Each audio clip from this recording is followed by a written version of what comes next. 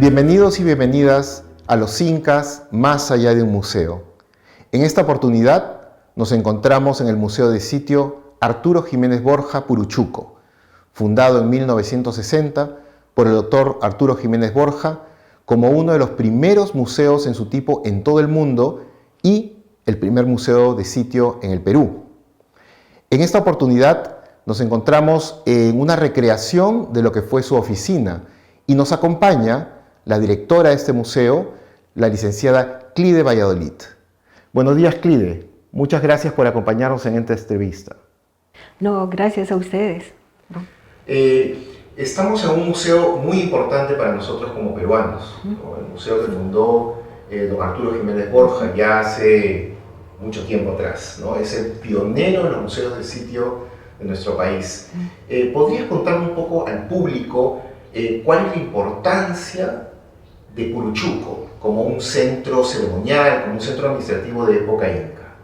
Bueno, como dicen, ¿no? Fue el primer museo acá en el Perú y también acá en Sudamérica, porque para esos años, en los años 60, hay la inauguración de estos museos de sitio para la protección de las zonas arqueológicas, ¿no? Y eso es lo que la UNESCO empieza a promover.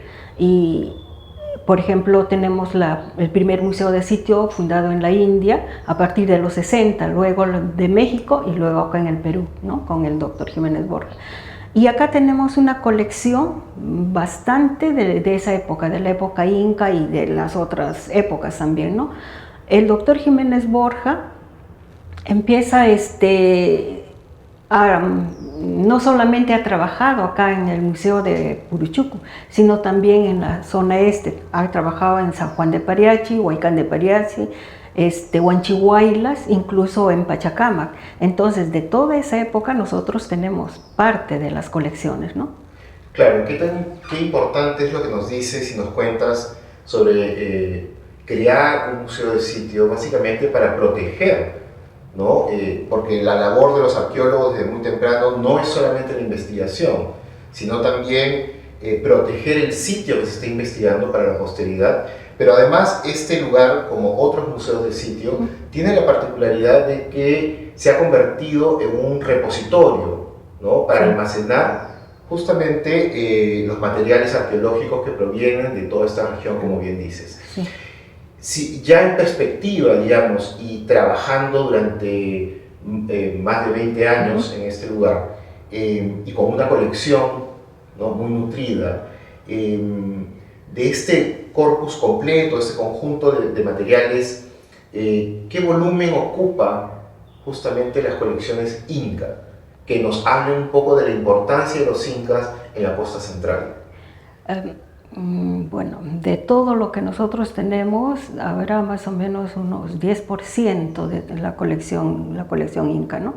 Como digo, son de diferentes sitios, porque Huanchihuaylas ha sido, bueno, de la época Ixma, anterior a los incas, pero ha tenido también ocupación inca.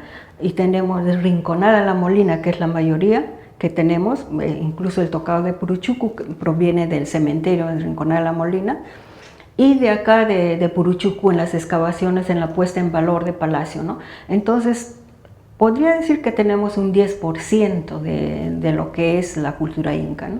Has mencionado una pieza importante para el museo, ¿no? Que quizás es una de las atracciones de la visita cuando uno visita el lugar, ¿no? Que es el famoso Puruchuco. ¿En qué consiste esto? Porque algunos no han venido todavía al museo, pero les interesaría saber qué es un Puruchuco. Bueno, como decía el doctor Jiménez Borja, en esas épocas con la expansión urbana, en Rinconada La Molina está cerca acá La Molina. Entonces hay un terreno que van a construir el banco de crédito que actualmente está acá en La Molina. Entonces era un cementerio de esa época. De ahí sacan cantidad de fardos funerarios, o sea, contextos funerarios. En uno de esos encuentran a este fardo, o un fardo que tiene este tocado está hecho de plumas. Por esa razón es de que le colocan como Puruchuco, porque Chucu en quechua significa sombrero y puro plumas, entonces Puruchucu. Y como el doctor Jiménez Borja leyó bastante a los cronistas para un poco relacionar a lo que encontraba de las épocas incas, él dice posiblemente el personaje que ha estado enterrado se llamaba Puruchucu. Entonces todo el sitio, como parece que fue un jefe, un administrador de esa época, sea Puruchucu. Entonces llama a este sitio, al museo, como Puruchucu, ¿no? Claro, son estas anécdotas que hay detrás, ¿no? Y la investigación de una persona como Arturo Jiménez Borja, que además era un artista, tenía una sensibilidad muy particular para las artes, ¿no? Sí. Como parte de su trayectoria académica y profesional, tuvo mucha conexión con artistas y artesanos de la época, ¿verdad? Sí, artistas, y era bastante sensible porque no solamente él puso en valor y protegió los sitios arqueológicos, sino también quería mostrar, difundir sus danzas, sus costumbres. Por ejemplo, él tuvo una gran colección de máscaras, también de vestimentas, y acá en los años 70 hizo la actividad de luces y sonidos. Para esos años no había luz eléctrica, pero jalaron de ahí tenemos todavía los postes antiguos, y colocaron, y dice que era una sensación que solamente tenía público extranjero para visitar esos sitios, ¿no? Algo que es interesante, y derivando un poco del objeto conocido como Puruchuco, este gorro de plumas, es también el interés por Jiménez Borja por una serie de objetos que de alguna manera eran vestidos o eran utilizados en ciertas ceremonias, en ciertos rituales, y que de alguna manera son puertas de entradas o ventanas al pasado de identidades o de roles, ¿no? Nosotros hemos hecho una selección de algunas de las obras de este museo para ser incorporadas justamente en la muestra Los Incas más allá del imperio, que estamos organizando en el mayo, entre junio y diciembre de este año, 2023. Okay. Y uno de estos objetos es una bolsa, ¿no? Conocida como chuspa en quechua, ¿no?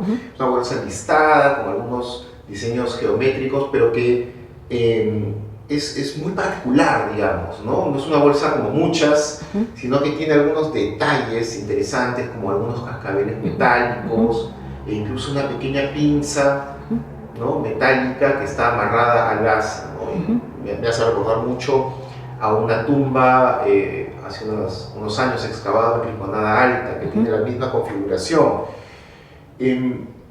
¿Puedes conversarnos un poco, contarnos mejor cuál es el contexto o dónde posiblemente ustedes piensen que se halló esa pieza? Bueno, como ahora estamos contextualizando, porque ya avanzamos con el inventario, entonces se ha hallado acá en Puruchucu. Tenemos al lado de lo que nosotros llamamos palacio, el cementerio. Y ahí también se han encontrado los quipus, y entonces uno de ellos se halló otro contexto, posiblemente con esta chuspa, ¿no? Y parece el doctor llevaba para difundir las cosas que tenía acá al extranjero. Entonces ahí hemos encontrado la inscripción que dice abierto en Chile. Entonces hemos encontrado también el unco, que también ustedes van a exponer, también dice abierto en Chile. Entonces es posible que sea del mismo contexto. Y estamos tratando de identificar la momia, que es un varón, que también ya lo hemos identificado y está acá, ¿no? Entonces corresponde a la época inca y ha sido encontrado acá en Puruchucu, ¿no? Muy interesante estos datos que nos comentan, porque justamente el contexto de Rinconada Alta, ¿no? De aquí también de la costa central, incluía una bolsa muy similar, como había mencionado, y dentro de este contexto habían uncus, habían túnicas o camisetas que justamente nos indican esta relación que hubo entre el imperio y su sede central en Cusco, y en este caso el poder regional centrado en la costa central, en este caso particular en Puruchuco o en otros centros que habían en la costa central. Y es como la arqueología de alguna manera permite conocer mejor justamente este tipo de relaciones entre los grupos, ¿no? Que a fin de cuentas lo que nos habla es aprender cómo el Tahuantinsuyo se formó, claro, ¿no? Desde Cusco, pero siempre en interdependencia con las respuestas ¿no? Con las relaciones que habían entre élite cusqueña y élite local, ¿no? En este caso de la costa central, ¿no? Claro.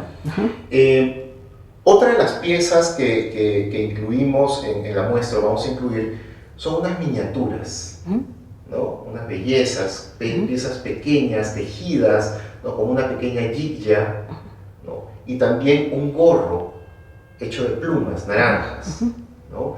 Un gorro que a mí particularmente me recuerda mucho el puruchuco que tenemos aquí en el museo.